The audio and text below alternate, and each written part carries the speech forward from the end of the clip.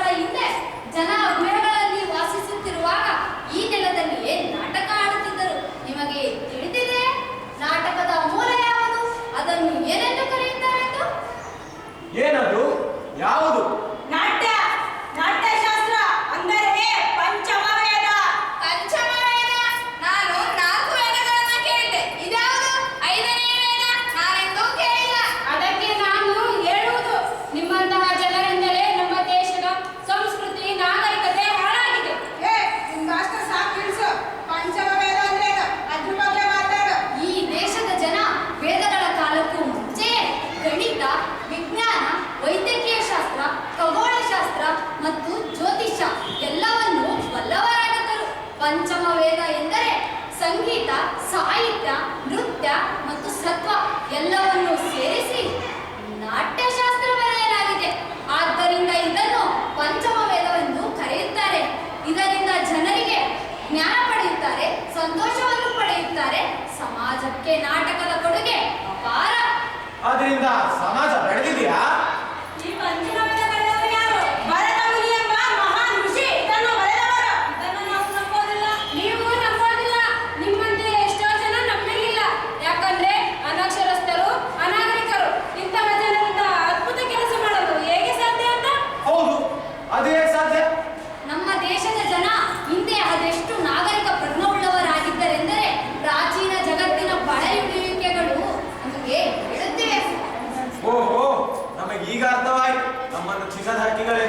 ಕರೆಯುತ್ತಿದ್ದಾರೆಂದು. ನಾವು ಜ್ಞಾನದಲ್ಲಿ ಶ್ರೀಮಂತರಾಗಿದ್ದೆವು. ಪ್ರಪಂಚಾದ್ಯಂತ ನಮ್ಮಲ್ಲಿಗೆ ಕಲಿಯಲು ಬರುತ್ತಿದ್ದರು. ಹಾಗಾದ್ರೆ ನಮ್ಮೊಳಗೆ ಭೌತಿಕ ದಿವಾಳಿತನ ಯಾವಾಗ ಆರಂಭವಾಯಿತು? ಸಹಸ್ರಾರು ವರ್ಷಗಳ ಹಿಂದೆ. ಅದು ಹೇಗೆ? ಏಕತೆಯ ಕೊರತೆಯಿಂದ ಸಮಗ್ರ ಚಿಂತನೆ ಇಲ್ಲವಾಗಿ. ಹಾಗಾದರೆ ಸಾಮಾಜಿಕ ಅನಿಷ್ಟಗಳಿಂದ ನಾವು ಆ ಉನ್ನತ ಸ್ಥಾನವನ್ನು ಪಡೆದುಕೊಳ್ಳಬಹುದೇ? ಹೌದು, ಖಂಡಿತ. ಹಾಗಾದರೆ ನಾವು ಬಿಡಬೇಕಾದ ದುಶ್ಚಟಗಳು ಇನ್ನೇನಿವೆ? ಸೋಮಾರಿತನ, ಅಮಲು, ಅಹಂಕಾರ, ಅಸ್ಪೃಶ್ಯತೆ, ಮೋಸ, ಸುಳ್ಳು, ಸ್ವಾರ್ಥ, ಭೇದಭಾವ, ಜಾತೀಯತೆ, ಧರ್ಮಾಂಧತೆ, ಮೌಢ್ಯ, ಮೂಢತನ. ಹಾಗಾದರೆ ನಾವು ನಮ್ಮೊಳಗೆ ಇವೆಲ್ಲವನ್ನು ಬಿಡಬೇಕಾದ ಇವೆಲ್ಲವನ್ನು ಸಾಮಾಜಿಕವಾಗಿ ಇವೆಲ್ಲವನ್ನು ತೊರೆದು ಇತರರನ್ನ ಸಮತಾಭಾವದಿಂದ ಕಾಣಬೇಕು. ನೆಕ್ಸ್ಟ್ ಯಾರ್ದಾಗಿ ತಗೊಂಬಿಡ್ರಿ. ಖಂಡಿತವಾಗಿ ಪ್ರತಿಯೊಬ್ಬ ಯುವ ನಾಗರಿಕರು ಹೀಗೆ ಪಣ ತೊಡಬೇಕು, ಸಂಕಲ್ಪ ತೊಡಬೇಕು. ವ್ಯಕ್ತಿ ಬಲಿಷ್ಠನಾದರೆ ಕುಟುಂಬ ಬಲಿಷ್ಠವಾಗುತ್ತದೆ, ಕುಟುಂಬ ಬಲಿಷ್ಠವಾದರೆ ಸಮಾಜ ಬಲಿಷ್ಠವಾಗುತ್ತದೆ, ಸಮಾಜ ಬಲಿಷ್ಠವಾದರೆ ದೇಶ ಬಲಿಷ್ಠವಾಗುತ್ತದೆ, ದೇಶ ಬಲಿಷ್ಠವಾದರೆ ಇಡೀ ವಿಶ್ವವೇ ಬಲಿಷ್ಠವಾಗುತ್ತದೆ. ಈಗ ನಾನು ನಿಮ್ಮನ್ನು ಕೇಳ ಬಯಸುತ್ತೇನೆ. ಯಾವುದರ ಬಗ್ಗೆ ಬಯಸುತ್ತೀರಾ? ಕೊರೋನಾ ಅವಧಿಯಲ್ಲಿ ಪ್ರಪಂಚಾದ್ಯಂತ ಕೊರೋನಾ ಮಾರಿ ಬಂದಾಗ ಜಾಗತಿಕ ಬಿಕ್ಕಟ್ಟು ಪರಿಣಮಿಸಿತು.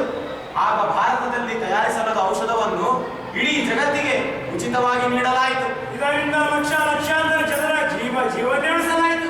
ಈಗ ನಿರ್ಗತಿಕರಿಗೂ, ಕಡು ಬಡವರಿಗೂ, ಮಹಿಳೆಯರಿಗೂ, ನಿರುದ್ಯೋಗ ಯುವಕರಿಗೂ ಪಂಚ ಭಾಗ್ಯಗಳನ್ನು ಉಚಿತವಾಗಿ ನೀಡಿದ್ದರಿಂದ ಸಾಮಾಜಿಕ ಜೀವನ ಮಟ್ಟ ನಿರ್ಗತಿಯಿಂದ ಮಧ್ಯಮ ವರ್ಗಕ್ಕೆ ತಲುಪಿದ್ದು ಸೌಭಾಗ್ಯವಲ್ಲವೇ? ಇದನ್ನೇ ಕಲ್ಯಾಣ ಕುಟುಂಬ ಎಂದು ಕರೆಯುತ್ತಾರೆ. ಈ ಜಗತ್ತು ಒಂದು ಕುಟುಂಬ ಎಂಬುದಕ್ಕೆ ಇದಕ್ಕಿಂತ ಉದಾಹರಣೆ ಬೇಕೇ?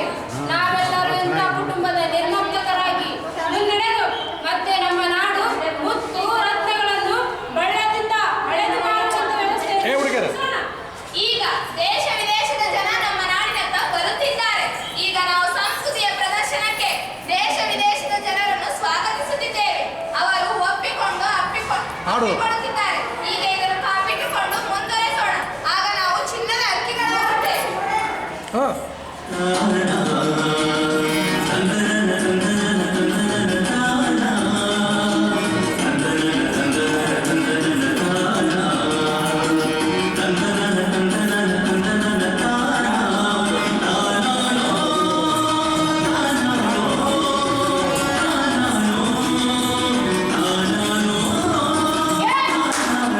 ನಿಲ್ಲಿಸಿ, ತುಂಬಾ ಖುಷಿ ಪಡಲು ಶುರು ಮಾಡಿದ್ವಿ. ಆಯ್ತಪ್ಪ, ನಿಲ್ಲಿಸ್ತೀವಿ. ನಾವು ಚಿನ್ನದ ಹಕ್ಕಿಗಳಾಗಬೇಕು. ಹೇಳು, ಅದಕ್ಕೆ ಏನೇನ್ ಮಾಡ್ಬೇಕು ಅದನ್ನ ಒಂದಿಷ್ಟು ಜನರಿಗೆ ಹೇಳಿ ಜಾಗೃತಿ ಮೂಡಿಸುತ್ತೇವೆ. ನೋಡ್ರಪ್ಪ, ನಿಮ್ಮಲ್ಲಿ ವಿದ್ಯಾವಂತರಾಗಿ ಬುದ್ಧಿವಂತರಾಗಿದ್ರೆ ಜನರಿಗೆ ವಿದ್ಯೆ ನೀಡಿ. ವಿದ್ಯಾವಂತ ಮಹಿಳೆಯರು ಮಹಿಳಾ ಸಬಲೀಕರಣದ ಬಗ್ಗೆ ಜಾಗೃತಿ ಮೂಡಿಸಲಿ. ಈ ಎಲ್ಲಾ ಜನರಲ್ಲಿ ಅರಿವನ್ನು ಹೆಚ್ಚಿಸಿದರೆ ಅಪರಾಧಗಳು ಕಮ್ಮಿಯಾಗುತ್ತವೆ. ಹೌದು, ಮಹಿಳೆ ಬಲಗೊಂಡರೆ ಇಡೀ ದೇಶವೇ ಬಲಗೊಳ್ಳುತ್ತದೆ. ಹಾಗಾದರೆ ನಾಟಕದ ಮೂಲಕ ಜನರಿಗೆ ಅಕ್ಷರದ ಅರಿವು, ಮೂಢನಂಬಿಕೆಗಳ ಬಗ್ಗೆ ಅರಿವು, ಅಪರಾಧಗಳ ಬಗ್ಗೆ ಜಾಗೃತಿ, ಎಲ್ಲರಲ್ಲೂ ಸಾಮಾಜಿಕವಾಗಿ ಜಾಗೃತಿ ಮೂಡಿಸೋಣ.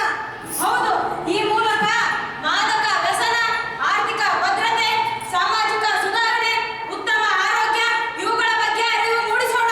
ಜಾತಿ, ಮತ, ಧರ್ಮ ಭೇದ ತೊಲಗಿಸಿ ಮತ್ತೊಮ್ಮೆ ಬಲಿಷ್ಠ ಕಲ್ಯಾಣ ರಾಜ್ಯವನ್ನು ಕಟ್ಟೋಣ. ವಿಜ್ಞಾನದ ಜ್ಞಾನವನ್ನು ಹೆಚ್ಚಿಸಿ ಇತರರನ್ನು ಅವಲಂಬಿಸದೆ ಸ್ವಾಭಿಮಾನಿಗಳಾಗೋಣ. ಹೀಗೆ ಮಾಡಲು ಜ್ಞಾನದಿಂದಲೇ ಎಲ್ಲವೂ ಸಾಧ್ಯವಿಲ್ಲ, ಅದು ಸುಜ್ಞಾನವಾಗಬೇಕು. ನಾಟ್ಯಶಾಸ್ತ್ರವನ್ನು ಇದೇ ಕಾರಣಕ್ಕಾಗಿ ಬರೆದದ್ದು. ನಾವು ಇದನ್ನು ಓದಲೇಬೇಕು. ಅಲ್ಲಪ್ಪ, ಸುಜ್ಞಾನ ಎಂದರೇನು? ನಮ್ಮ ಪರಂಪರೆ, ನಮ್ಮ ಅಮೂಲ್ಯ ಕೆಲಸ ಕಾರ್ಯಗಳು, ನಾವು ಮರೆತು ಹೋದ ವೇದ ಪುರಾಣ, ಮಹಾಕಾವ್ಯಗಳು, ದಾಸರ, ವಚನಕಾರರ, ತತ್ವಪದಕಾರರ ನುಡಿಮುತ್ತುಗಳನ್ನು ಮರೆಯದವರಿಗೆ ಮತ್ತು ನಮ್ಮ ನಂತರದ ಕಿರಿಯರಿಗೆ ಹೇಳಬೇಕು. ನಮ್ಮ ಪೂರ್ವಜರ ಕೊಡುಗೆ ಕಾರ್ಯಗಳನ್ನು ಮತ್ತೊಮ್ಮೆ ಅನ್ವೇಷಿಸಬೇಕಾಗಿದೆ, ಮರುವರಿಗೆ ಅರ್ಥೈಸಿಕೊಳ್ಳಬೇಕಾಗಿದೆ. ಅವರ ಸಂಸ್ಕಾರ ಸುಮಧುರ ಭಾಷೆ ಎಂದಿಗೂ ಬಿಡಬಾರದು. ನಮ್ಮ ಒಳ್ಳೆ ಕಾರ್ಯಗಳು ಬಲಗೊಳ್ಳಬೇಕು. ಎಲ್ಲರ ಬೆಂಬಲ ದೇಶದ ಬಲ, ಎಲ್ಲರ ಪ್ರಯತ್ನ ಸರ್ವರ ಅಭಿವೃದ್ಧಿ. ಇಡೀ ದೇಶ ಜಗತ್ತು ನಮ್ಮ ಕಡೆ ನೋಡಲಾರಂಭಿಸಬೇಕು. ನಾವು ವಿಶ್ವಮನವರಾಗಿ ನಾಯಕತ್ವ ವಹಿಸುವ ಮೂಲಕ ಜಗತ್ತನ್ನು ಮುನ್ನಡೆಸಬೇಕು. ಸಾಮ್ರಾಜ್ಯಶಾಹಿ ನೆರಳಿಲ್ಲದೆ ಮಾನವೀಯತೆಯು ನೆಲೆಯಾಗಬೇಕು. ಸರ್ವ ಜನಾಂಗದ ಕೂಟವಾಗಬೇಕಿದೆ. ಸಾಮಾಜಿಕ ನ್ಯಾಯದ ಅಧಿಕಾರವಾಗಿ ವಿಶ್ವ ಮಾನವರಾಗೋಣ. ಹೌದು ಸ್ವಾಮಿ.